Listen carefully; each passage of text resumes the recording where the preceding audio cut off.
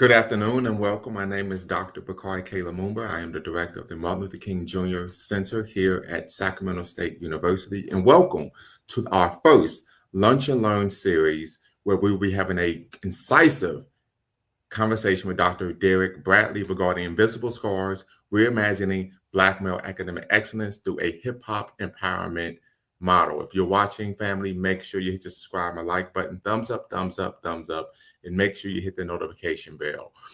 Before we get started, we want to do a land acknowledgement. We understand and acknowledge that the MLK Center at Sacramento State acknowledges with respect the land our campus is on today was and continues to be the homelands of the indigenous peoples of this area, the Nisenan, specifically the Nisum Pawanan in Milwaukee. The larger Sacramento area in this river serve as a gathering place for many local nations from the surrounding valley and foothills, including the southern Madu, Patwin, and Winton. Sacramento State recognizes these lands and the riverways as unceded traditional territories of these native peoples. We further recognize these California native nations and respect their sovereignty. By offering this land acknowledgement, we affirm the university's commitment to build relationships and foster a university environment of success to better serve native nations and communities.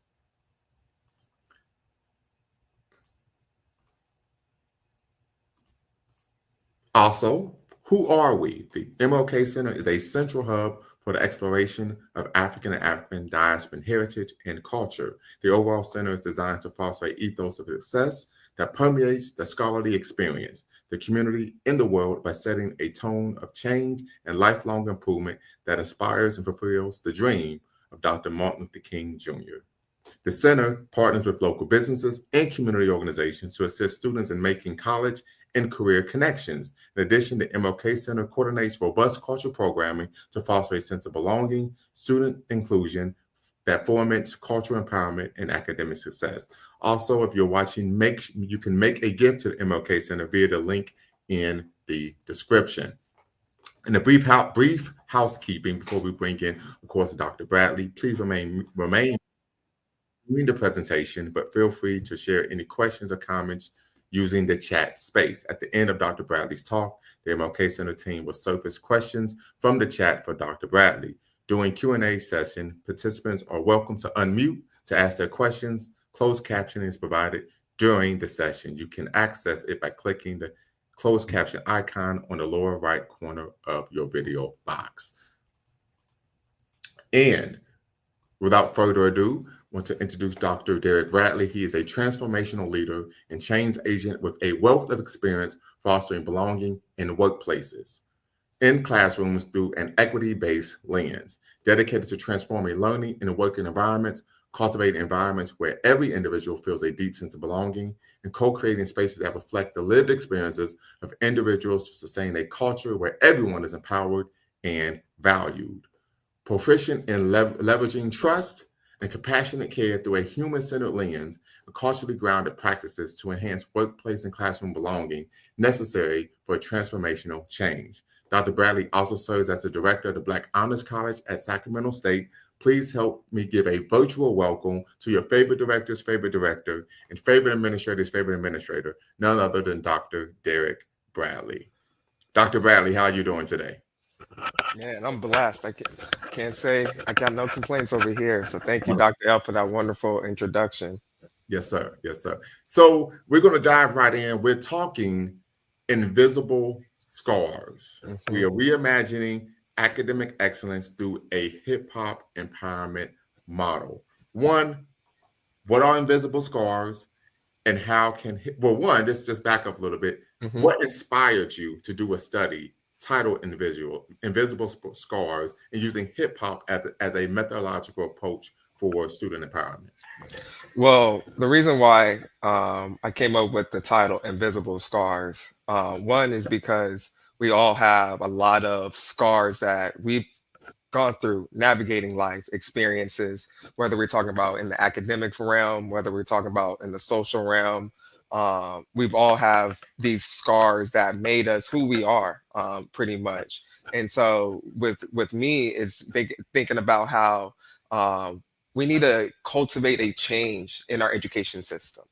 One of that one of those opportunities that we could cultivate an opportunity for change is being able to provide our scholars, our students, an opportunity that they could bring in their own experiences into the classroom. Okay. That was one aspect for me throughout my educational experience that I didn't really get opportunity to see my experiences within our curriculum. I didn't see that within my professors and the teachers that I had. And so for me, how can we make education fun and engaging, particularly for our Black students as well too? Mhm. So when I'm thinking about that title, Invisible Scars, that's what I'm thinking about. And then that engaging aspect of our education. What's to me, what's more engaging than hip hop? Hip hop has in, influenced so much of our society, whether you're thinking about our popular culture, whether you're thinking about our vernacular as well too, and so also thinking about the connection between hip hop and our Black identity. Hip hop Mm. doesn't get recognized about its consciousness, about the knowledge. So that's the same thing with us as our Black identity. A lot of a lot of the negative stereotypes, and then also the microaggressions of our Black identity that we're constantly navigating through. It's hard for us to be valued, affirmed in so many different spaces that we're navigating through.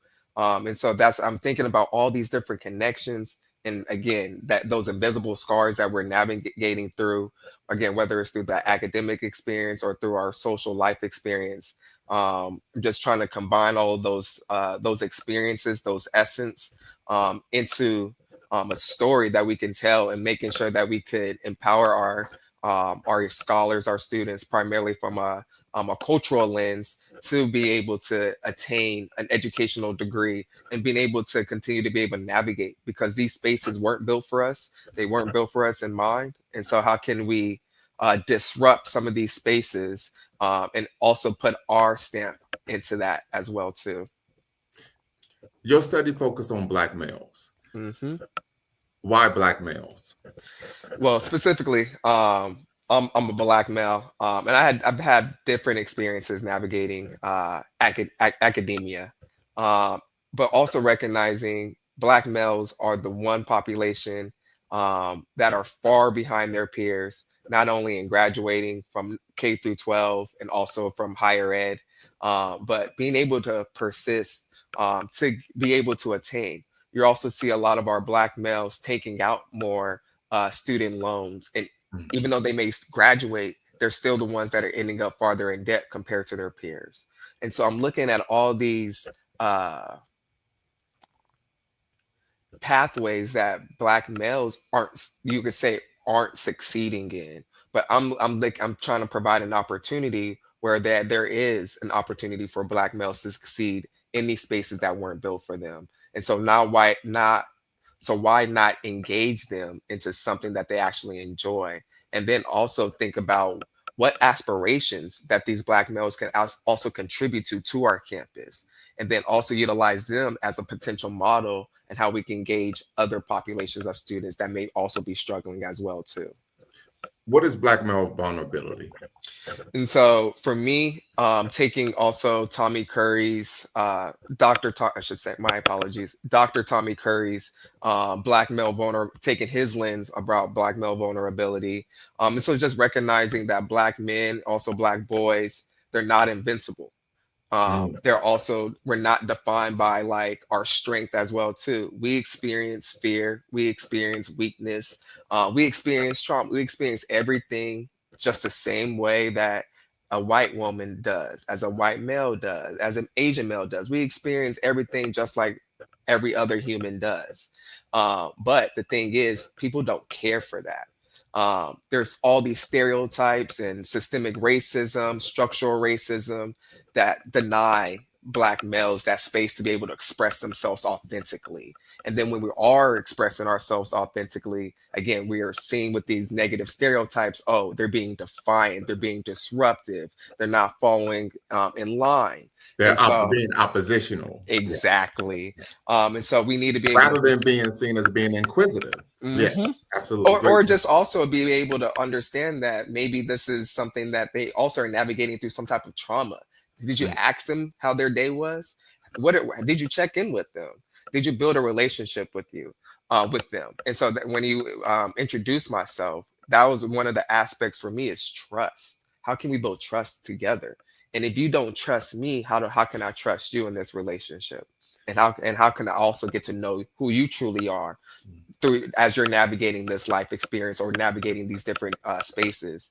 And so these Black males, they need love.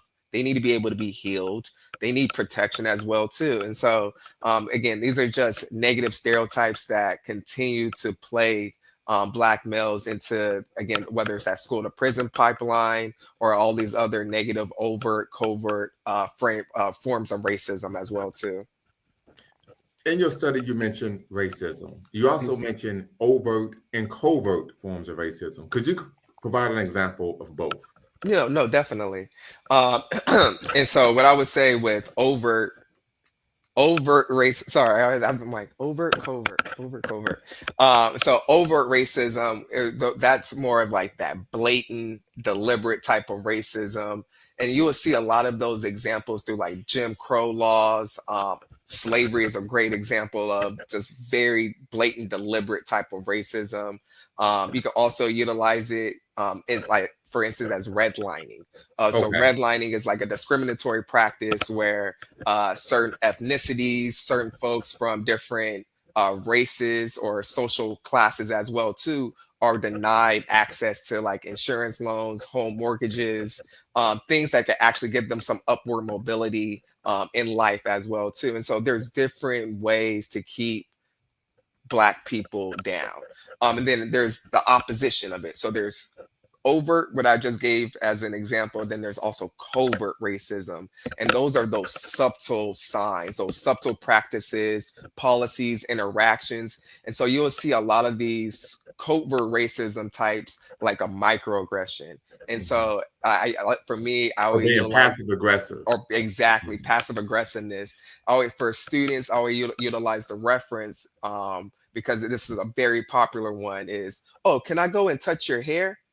That's a microaggression. Mm. That's a covert means of being racist, even though that individual may not intend it to cause harm or anything like that. It's a subtle way of trying to understand or feel like they are upholding a certain type of bias because Black people's hair is different compared to a white individual or Asian individual or Latin individual as well too. We have more coarse hair, and so why did you one day you had braids and now your hair is short or something like that? And so people are curious to understand why Black people navigate life that the way that they do. Yes. Yes. In your study, you mentioned parental support. How important is parental support for Black male student Oh success? my gosh. Support, not only parental support is important, but also community support. Okay. If your parents aren't involved, and that's a very subjective as well too. When you say parental support, that could also refer to guardians. Who are your parents? Because not everyone is blessed or has the privilege that grow up with a mom and a dad. I thankfully had the blessing and the privilege to have my mom and my dad in my life. However, I know a lot of my peers, a lot of my Black male peers didn't have that. A lot of my Black male peers grew up in a single family household, being raised by their mom. Man, a lot of them didn't have a relationship with their dad.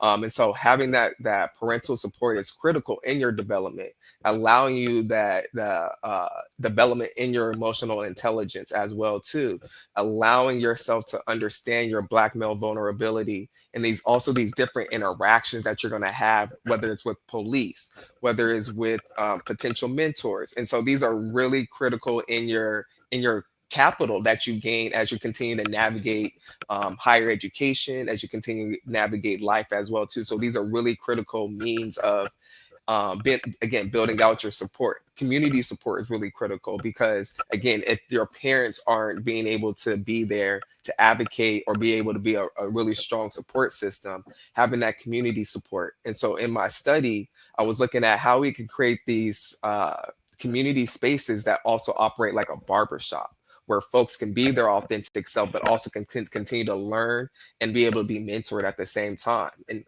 these are really great opportunities for us to be able to build community and kind of go back to that old school vibe where you could go over to your grandpa's house or to the next door neighbor's house and just be able to just learn and understand how another individual grew up, and being able to just take little nuts and bullets just from each individual and allow that for your own development.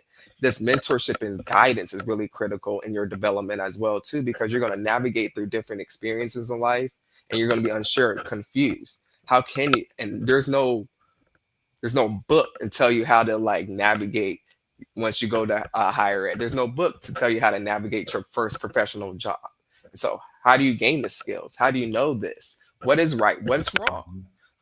And so these are really critical aspects of your development to really making sure that you're really building these strong networks of support so that you can continue to know how to navigate life. Absolutely. Absolutely. In your study, you mentioned Ratchetdemic, the book Ratchetdemic, Revisiting Academic Success by Dr. Chris Emmenden. Absolutely. Gotta give him a shout out. You referenced that book as due to stating that some Black educators protect whiteness. How was that done, and what does that look like? So I think when we say protecting whiteness as well too, we got to also break that down. What is whiteness? And so whiteness is it's an ideology. Yes. And so whiteness is an ideology that white is inferior. We have this white is superior over other cultures, heritage, different walks of life. And so once we could kind of understand how whiteness infiltrates our different systems and our structures and our policies and our interactions, we could understand how Black educators, professors, staff can protect also that as well too. And so, for instance, one example is upholding institutional pressures. And so an example of that is having to conform to different policies or different curriculums that aren't designed for a Black student in mind.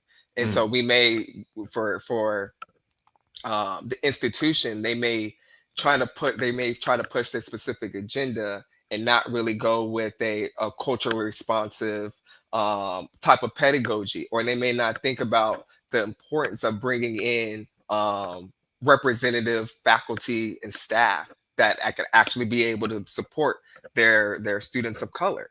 And so these folks may push back against these new policies that are trying to be pushed forward.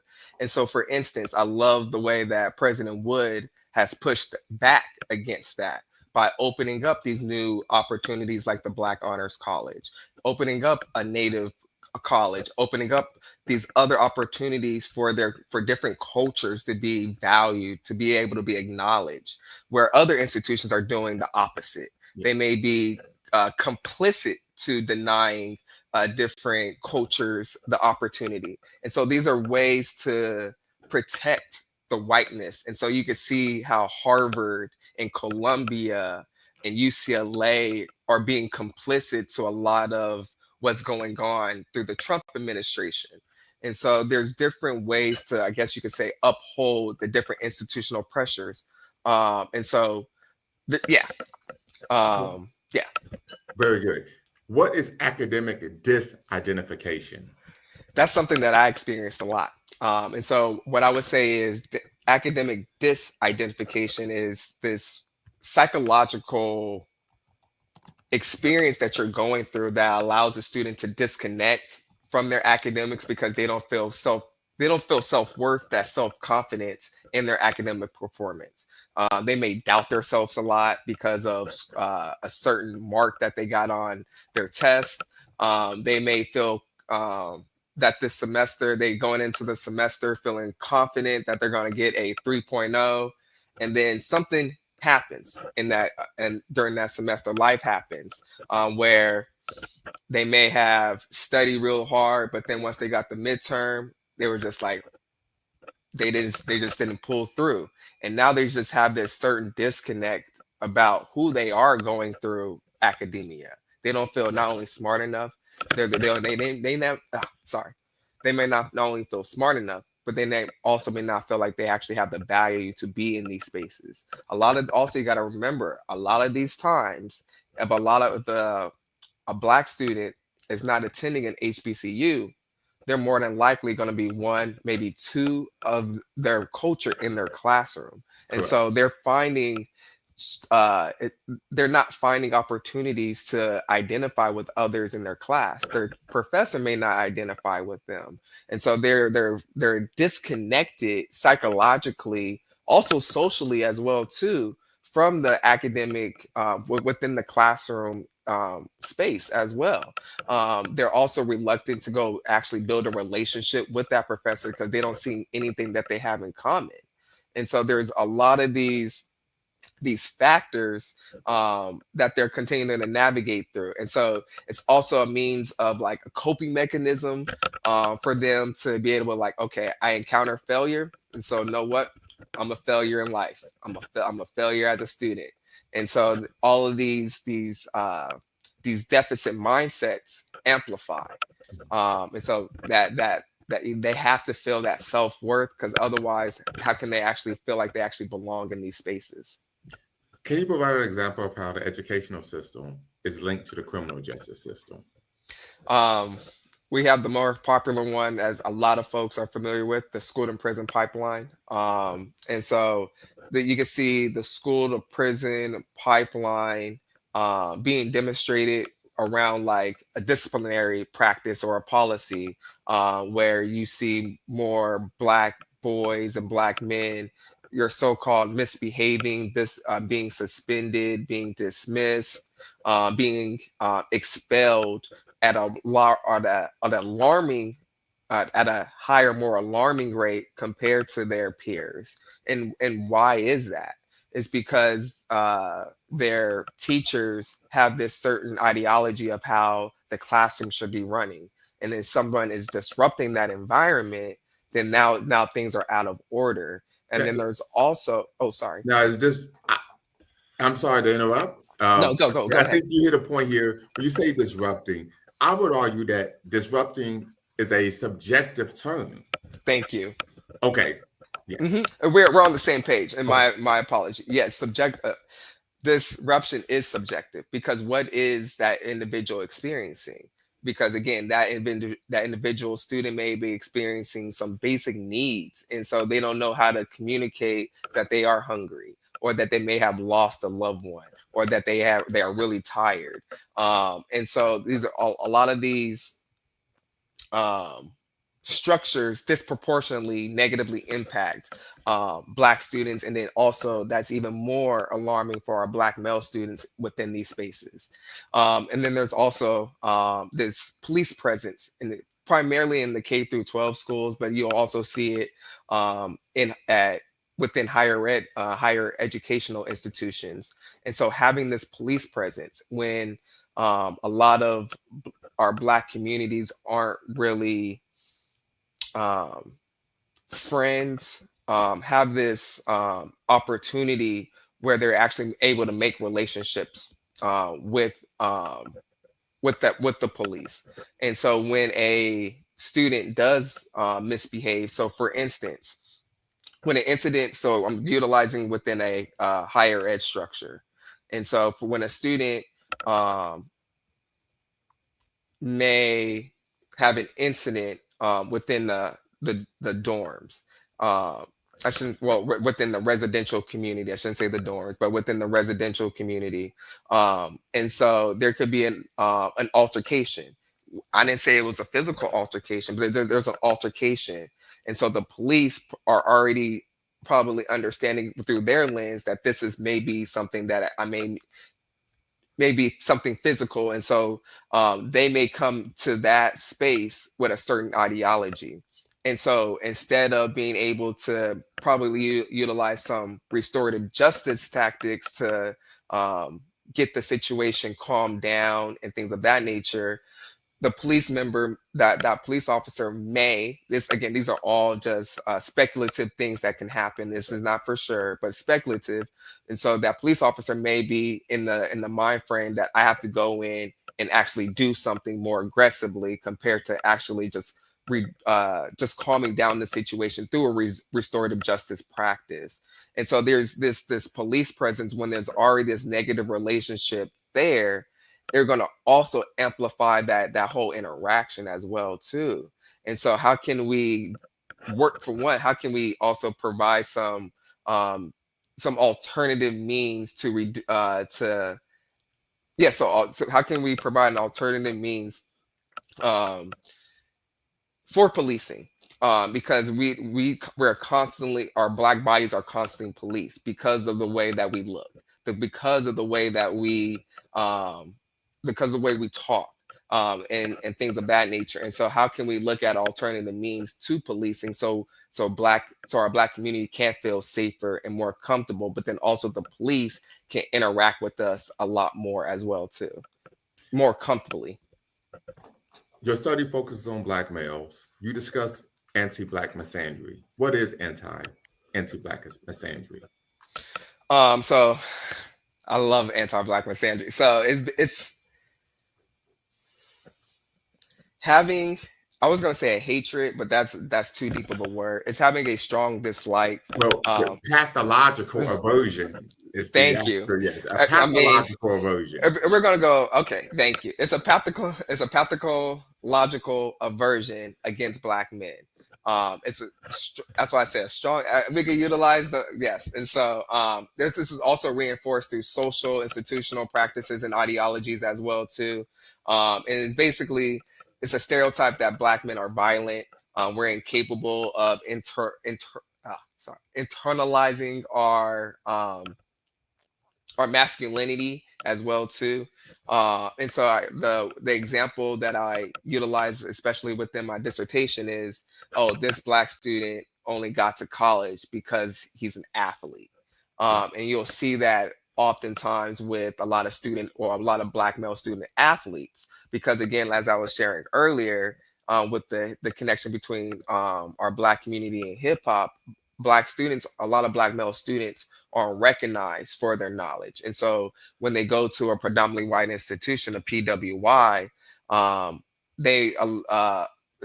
students may have an assumption that, oh, these Black students are here to only play sports and not here because of their academics.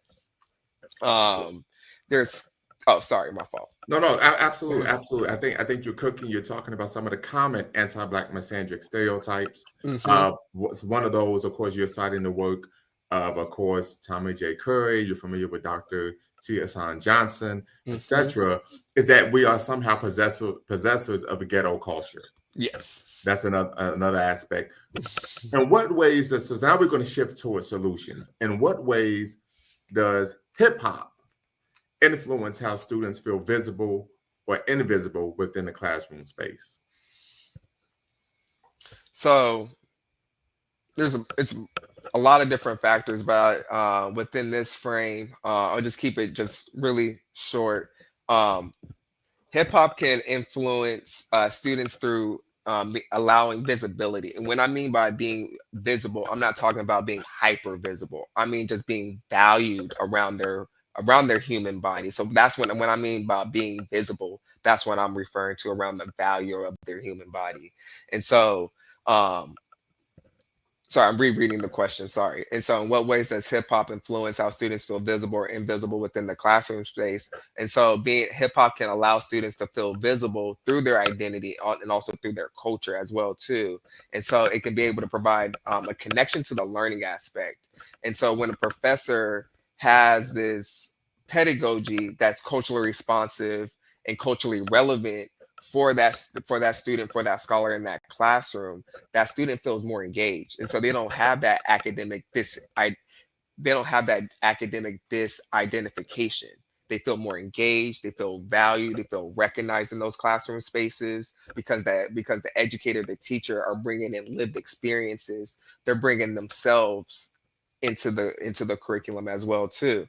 It can be also being able to means of empowering this student, this scholar as well too.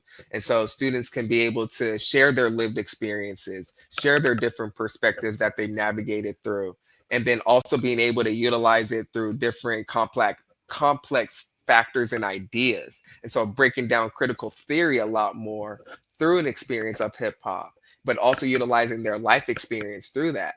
Um, and then also to being able, and then with hip hop itself, the roots of hip hop, being able to connect back culturally, thinking about the art aspect of hip hop, thinking about the lyrics of hip hop, thinking about all the aesthetics that go into hip hop, the production, the DJ, the mics, the MCs, like, and then also thinking about I said the art, the dance aspect as well too, but that's another form of art. But the dance aspect of art, how can we also recognize these different frames and also being able to increase someone's authenticity within that as well too. And so there's different opportunities where that student may feel their whole self within that classroom space, because they're adding different parts of their own identity into that classroom. And so for me is like, let me start off the classroom space, just listening to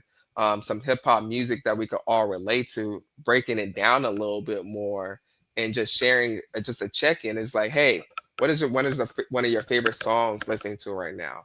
Why is that one of your favorite songs listening to right now? What energy does that song bring you? Does that give you life? Are you navigating through a certain life situation?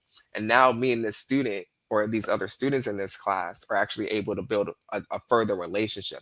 I'm able to dig a little bit deeper and understand what this student is actually also navigating through in life. And now I'm understanding, okay, this student may also have some financial struggles. So I may need to connect this student to financial aid. There's some scholarship opportunities that I may know about.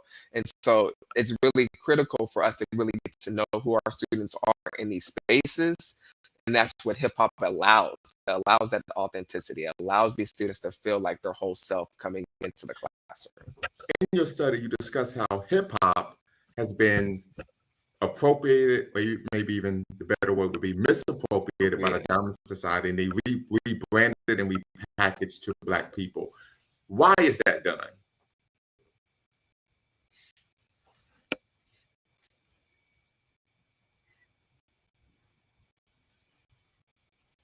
Would you argue that's done to take something? Oh, sorry, keep going. Yeah, and so when we talk about why is that done, taking something that initially is a positive, repackaging and rebranding it in a manner that's a negative and self-destructive, why do you think that takes place? There's a lot of different assumptions, but for me, it's a continuation of just branding. All right, let me rewind. Maybe branding Blackness as a negative. Exactly. Like that's the intention I'm going into. It's the framing of Black identity, and having a value of Blackness. Blackness can be scary. Blackness can be inferior. And when we talk about Blackness and when we talk about Black spaces, antennas go up. People are curious. What's going on over there? What are those Black people up to? And if you have these notions that Black people are coming from the ghetto. Black people aren't articulate. And so if you keep with these deficit mindsets, it keeps the value. You don't value. If I don't have self-confidence, self-worth in my own self, how are other people gonna have self-value in seeing me? And so it's a way for our society to keep um, the value low on how we view us as our Black community and Black community, Black identity, Black heritage, Black culture. It's a way for us to continue to put us down. And so that's why I believe the branding um, why it's literally just for us to continue for us to not feel value in who we are as a culture and as a people. Yeah, to answer your question. What are the ways in which Black male students are vulnerable within the first 2 years at historically white institutions? They show them in different. They show up in different capacities, and so there could be an academic vulnerability that the student is experiencing. And so again, I referenced the academic disidentification. The student also may also have a stereotype threat as well too, and so they may experience anxiety. They may also acknowledge these negative stereotypes as well too, and internalize these negative stereotypes as actually true. And so in my dissertation, I shared an experience with this through my interview process with a student and why they actually had academic disidentification.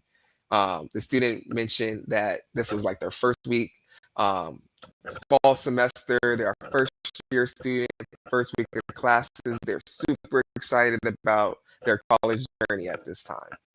They get into their history class, and the teacher asks a question to the class. The student is confident. He's like, "Yeah, I know the answer to this." And so he raises his hand. The professor looks right at the student and then goes to another student. Wow. Totally ignores them. And that feeling that student had of excitement vanished, disappeared just in a snap of a finger. Did not engage, not only in that class again, stopped going to that class. So that happened in the first week of the semester. And so that student never had that experience in that class, or if that teacher actually acknowledged, actually showed value and self-worth into that student could have took off, maybe had a 4.0 that semester, and actually could have been really more engaged into their academics. But that student had a negative experience, and that one negative experience led them to disengage. And there could be there's could be folks on the opposition and be like, okay, that's one experience. Why did that one experience lead them to like not engage for the rest of the semester? Like there could have been so many more things that the student could have done to propel themselves. However, that student didn't feel belonging in that classroom. If that student doesn't feel belonging, that student doesn't feel community, that student didn't feel trust, that student didn't feel confident in that space, how are they going to succeed? I'm gonna ask that person that. How would you succeed if you didn't feel like you belonged in that space? If you didn't feel included, if you didn't feel like you were worthy to be in that space? And so that's what that student experienced. And so that's why that student didn't do well. And then there's also thinking about like the emotional or social vulnerability that students also experience as well too. Again, that isolation that they may experience in the classroom. Again, outside of going to a HBCU, a lot of the times when they attend a historically white institution or predominantly white institution, there may be one, maybe two of them in the classroom. And so how can they actually build connections, relationships with their peers when nothing else is enabled to identify with them? And then they're also and then talk about the hyper surveillance, the hyper visibility as well too. And oftentimes even feelings of isolation. That goes back to exactly belonging, right? Then imposter syndrome can bring. well, hey, maybe I'm not actually supposed to be here. Be here, right? That's a major issue as well. What are the social, political, and economic factors? And that was interesting because I was literally about to start going into the economic aspect of that, the vulnerability. So I'll touch on this economic aspect right now. Economic is really critical into making sure, or financial stability is really critical in making sure that Black students succeed. Outside of the institutional pedigree of success, of making sure that you maintain that baseline of a 2.0 so you don't go on academic probation. Because if you do go on academic probation, more than likely, a Black student is going to be on financial aid. That student on financial aid that gets on academic probation has to appeal their financial aid because they wind up failing that semester that they have financial aid. And so for them, that student to continue to receive financial aid, they have to complete the satisfactory academic progress. And they got to submit that to financial aid. And these are a lot of these forms, and they got to submit this supporting documentation. A lot of this takes time. And if they don't do this at an adequate timeline, their financial aid becomes delayed. And then that also impacts their start of the semester when they don't have enough money for books. They may not have money to pay rent. They may not have money to pay for food, car expenses. The list goes on and on and on and on. And so now this monkey on their back continues to grow. The stress continues to grow, and now this pressure continues to amount. And now they feel like I cannot do this anymore. And so having that financial stability is really critical. But then on the flip side, this financial awareness is going to be critical in making sure that once you do make it across that finish line, get that diploma, is that you don't end up further in debt. And so once these students are continuing to navigate their educational journey, is that they're taking out student loans that they may not necessarily need to take. And so when you're getting your financial aid award, they give you, if a student's getting scholarships, grants, loans, they give you up to a certain amount, but within your financial aid award how much money you actually need to actually cover your expenses. Do you actually need to take out that full amount for that loan? But again, it's having the financial knowledge, because a lot of the times is that we start doing these things because we're like, okay, I'm gonna do this to I'm gonna just have this extra money in my pocket. I just need this extra money in my pocket. Well, that extra money in your pocket may not be necessary at the moment. You may just need to just find a quick part-time 20 to 30 hour job to keep that money in your pocket instead of taking out this loan, when in the end that's only going to end you up further and further and further in debt. And then you also there also may be a struggle for you to find a job after you graduate. And so then you're in debt. Then you got to pay back these loans, and then if you find a job that doesn't pay well, now you're ending up further in debt, taking out additional loans just to be able to cover your life expenses. Correct. And so it's just making sure that we have the acumen to know how to navigate our finances correctly, making sure that we are budgeting and saving correctly at the same time too. And then for the political factors as well too, that I would say impact Black males' decision to not graduate, is the systemic racism that's already embedded within the policies, the structures within these institutions. And so that intersects with the different experiences that they have to continue to navigate through, puts more pressure on them, and things of that nature. There's also the different disciplinary, the different disciplinary practices and policies that that constantly disproportion Black males compared to their peers, around different suspensions, expulsions. And then also with the social aspect of it, we also mentioned again the isolation, the campus climate, having these different family and also this community pressure. And so when I talk about that, that's a lot of that my own experience as well too, being a first generation black male. That being a first generation black male college graduate was a lot of pressure. If your family puts so much pressure on you for you to succeed because you're the one person that's made it this far, and if you mess up, how are we going to be able to continue? How are we going to be able to continue to create a new legacy for the rest of our family? And so again, these additional pressures continue to amount, and if they don't have the support in place, like we were sharing earlier, then how can they continue to navigate these spaces really well? Absolutely. Appreciate you, Dr. Bradley. Great talk. Hip hop and family. We're talking about Black August. I would be remiss in my duty if we didn't discuss that. Of course, this month marks the 52nd anniversary of the musical genre known as hip hop, created by Africans here in the diaspora. So definitely want to give a shout out there. If there are any questions, you can put them in the chat. The link is in the description if you want to chime in and be part of the conversation. We have about 14 to 15 minutes left.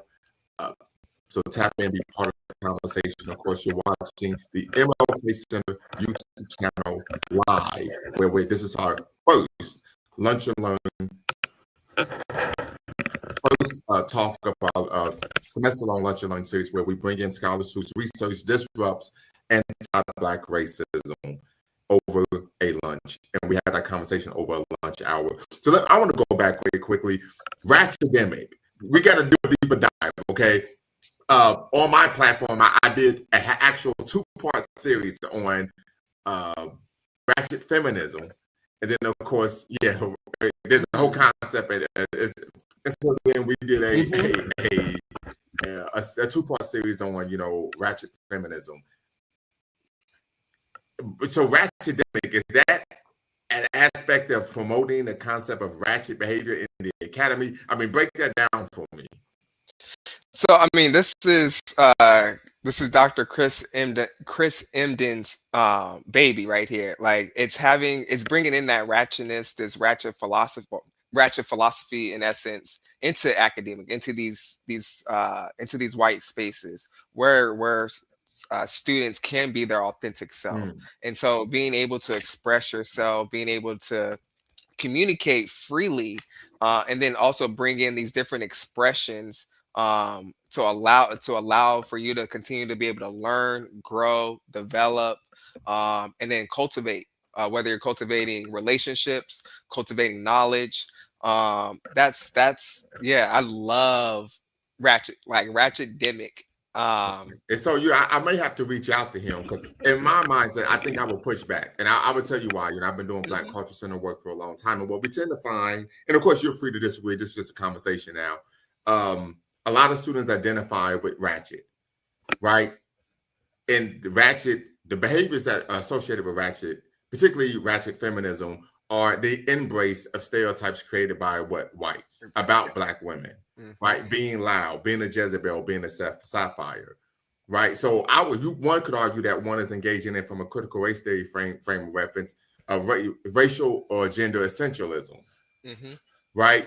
The second issue is then they're identifying these behaviors as an aspect of what it means to be Black, when in reality, if you actually study history, we find that that's not the case, right? If we go back to the African continent, in the Mali Empire, there was a minister in the emperor's cabinet for protocol and etiquette, right? And then I would even argue, the concept and idea of behavior, it goes back to, and I even had this conversation with a student last semester. He said, well, I thought that this was a space where we could be ourselves. And I said, it is. You've been doing some reading. Very well, right? Very good. But I said, if being yourself is engaging in untoward, unbecoming, disempowering, destructive behavior, what does that say about what you think about yourself? Because what we tend to find happen is those students don't behave that way when they're not in Black schools. So now we can look at it from a standpoint of possibly the soft bigotry or low expectations. That as a Black person, I'm not supposed to be articulate, well-spoken, have class, right? And so that I think is a concern because we know when we talk about the rebranding and repackaging of hip hop to Black people, that is something that is promoted, Correct. right? This concept of being ratchet, of being unclouded, right? And then Black people, because I did it when I was a young man, internalize that and believe that that's an example of authentic Blackness. When we find from historical frame of reference, that is not the case. So I would push back a little bit. Okay, So very good. For the conversation with this, it's I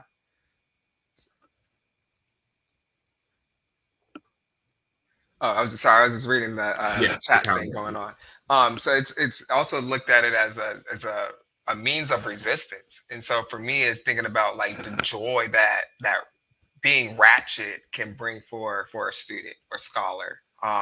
And so thinking about that as an opportunity for that student to be able to express themselves in other spaces that they didn't allow that in. And so that's really critical in their development as well too, because now they feel actually have self-worth and value here. And now I can feel joy. I can feel healed in this aspect as well. And so that's another aspect of being able to push against the man and having another opportunity to feel joy. And I think that's where we're seeing more common now, especially through the Trump administration, is that we're pushing it back. Instead of us being defensive, why be defensive? Let's push back and just be able to celebrate, because that's the one thing they're going to be pissed off. He's doing all these things. He's doing all these things against you all. Why are you all celebrating? Because we need to feel joy. Right. We need to feel happiness as well too. And so that's also a means to push against what's also going on as well. Yes. And as Mr. Sandman states, he's located in the Iredell, the 215, Philadelphia. Academics wasn't pushed onto the man in my family, but every woman in my family had at least a bachelor's degree. We know Dr. Tia Johnson talks about the gynocentric socialization of Black men, where typically they're socialized in a manner in which their value is through what's known as John Henryism. Your ability to turn your labor into capital for the benefit of the family. And we see that as extremely problematic as well. I think we may have to agree to disagree on a situation. But I agree with that perspective as well too, from DJ Sandman as well too. It was highly pushed onto me. For me, I was blessed to have both of my parents. Again, as I was sharing earlier, a lot of my peers didn't have both of their parents in their lives. I was blessed enough to have both of my parents in my life. Although they did separate when I got to middle school, I would be at my dad's house every other weekend or every weekend. And so education was a huge priority, like from preschool through K through 12. Again, that's why I was a first generation college graduate. I knew growing up that I was going to go to college. I didn't know at the time what I was actually going to do when I got there, but I knew I was going to go to college. And then once I got to college, I was like, again, that imposter syndrome, that self-doubt started to creep in. Am I actually smart enough to be here? Am I actually able to navigate these spaces and things of that nature? And then also push more doubt onto myself. I shouldn't go get my master's degree. Why do I need a master's degree? I don't need that education. I'm fine with just getting my bachelor's degree. But then once you start navigating more spaces, building that community, getting that support, and then also people are affirming you because they see more potential from you. Yes. You're like, you know what? Maybe I actually should go get that master's degree because I'm seeing more opportunities that I saw coming in. And that's where that development, that growth, that cultivation also comes from as well. And then once you're navigating that's experience, you're like, you know what? Maybe getting a doctorate isn't too bad at the same time though, too. And because I kept that's the one thing that I constantly had to keep battling throughout my life is the self-doubt. Like I can't do this. I don't have the smarts, the acumen to actually achieve this. But then once you actually try it out, you're like, you know what? I got this in the bag. You said something I think is powerful, and we're going to use some hip hop lexicon, right? You talked about people affirming you. You know, in hip hop, we call that what my man's putting a battery in my back. So, Right? Am I right? You say you I put mean, it back, depending on you what can put area it you back grew on up your in, back. you're gonna show some love. Absolutely. Yeah, I'm trying. I can't even think of the lingo these kids use now. Yeah, I know, right? So let's see. If Mr. Sandman says a lot of black men reject the idea of being articulate in the oppressor's language. They aren't motivated by American culture. So I would go a little deeper. Oftentimes we find, I don't even think it's even an issue of just the oppressor's language. You find, particularly if you study African American psychology, Black psychology, that a lot of Black people, unfortunately, and this wasn't the case prior to integration, view being intelligent, being smart, being well-read, being well-spoken as an aspect of whiteness.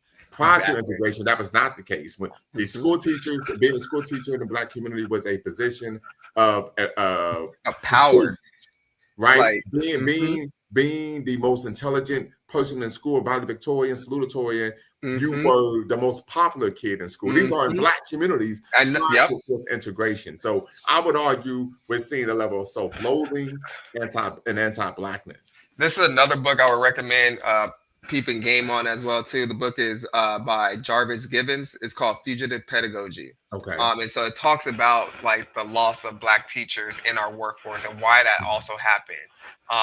And so he references Frederick Douglass' experiences navigating education as well too. And so this book was really impactful for me in my first year in my doctoral program.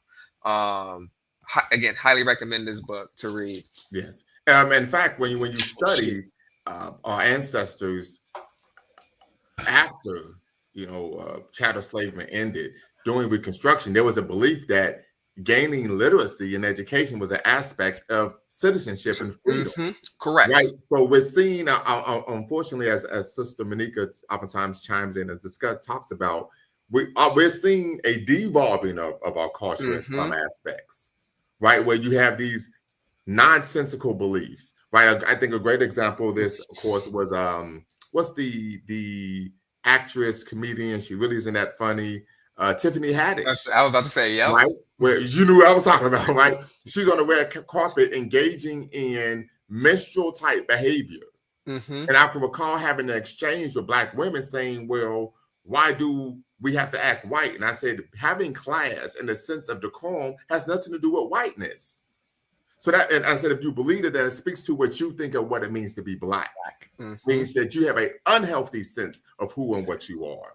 That's where that toxic vulnerability also comes as well too, because we're not allowed to be able to express the trauma and the different experiences that they navigated through. So all of these experiences amplify and then they come out toxic because we don't know how to properly feel our emotions and be able to express our emotions properly because we've been shunned down whether it's in our family or whether it's in our community, it's been shunned down to be able to have these feelings. Because if you do have these feelings, you're looked at as inferior or looked at as weak and things of that nature. And so we need to be able to allow our community to be able to express themselves in a way that we're not looking at them critically or within a deficit mindset as well too. We're looking at them as a way of healing. Yes. Because we are a community. We're trying to heal each other. What support do you need? How can we actually offer our hand to you instead of actually slapping your hand away from you? Absolutely. Or slapping your hand away from us?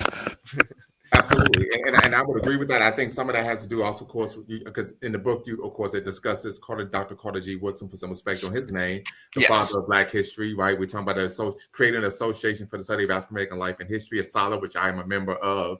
But what he talks about also is also an example of miseducation. Yes. You cited Dr. Woodson in your study, where a part of the reason that Black people have these views is because they learn about the contributions and the successes of everyone else except themselves, right? And so that plays a role in having this belief that these aspects and concepts and ideas of being well-read, well-spoken, having a level of being able to engage in artifice, right, intelligence, right, is not an aspect of one's cultural personality. We know that is not the case, but once again, these are some of the issues that students are coming to campus with, and we have to try to unprogram them right? Deprogram, then give them an actual true and revolutionary education. So this will be our last question, and then we're going to close out. Mr. Sandman says, what is the true definition of intelligence? Does the IQ test accurately measure intelligence? I believe intelligence reflecting a person's ability to manipulate their own environment. Interesting. I've always articulated, and then of course, Dr. Bradley, we'll let you close with your answer. I've always articulated intelligence as the ability to actively prevent and or solve problems. But that's just me. Dr. Bradley, what say you? Well, yeah, for me, I would say it's the individual's ability or perspective to be able to communicate. Like that's intellect, or in some means to be able to communicate, because not everyone has the privilege and the opportunity to communicate with our words. And so there's other folks be able to communicate intellectually through hand signing. Then there's also different modes of communicating. And so when I went to Ghana, sorry, I was trying to remember. I went to Ghana last summer. I was in Ghana last summer. Wow. We'll talk about that on another. Yes. But yeah, when I was in Ghana last summer, our ancestors' means of communicating was through as they were escaping slavery. Their means of communicating was touching certain plants, and so if the plant folded, this was a safe area for them to kind of go down. If the plant folded in an opposite way, this was a means of, okay, you need to go in a different direction, because the slave owners are going to come get you. And so it was a way. That was an intellectual way for for them to be able to communicate. And so I'm just thinking about the different modes of communication. That's intellect. And so for me, it's the person, the individual's ability to communicate, and that's really important, to be able to communicate in some way, shape, or fashion. Absolutely. Absolutely. Well, Dr. Bradley, we want to thank you once again for, of course, your time, family, and make sure that you chime in for our next Lunch and Learn series, where we'll be interviewing, of course, Dwayne Omawale. He's going to be discussing where Black people, the original Americans, demystifying the African diaspora origin myths. Make sure that you connect with us, visit our website, subscribe to our YouTube channel, follow us on IG, and connect with us via email. Until next time, family, you all know what to do. We affirm the dream here at the MLK Center by always, always, always betting on Black. Peace. Always bet on Black.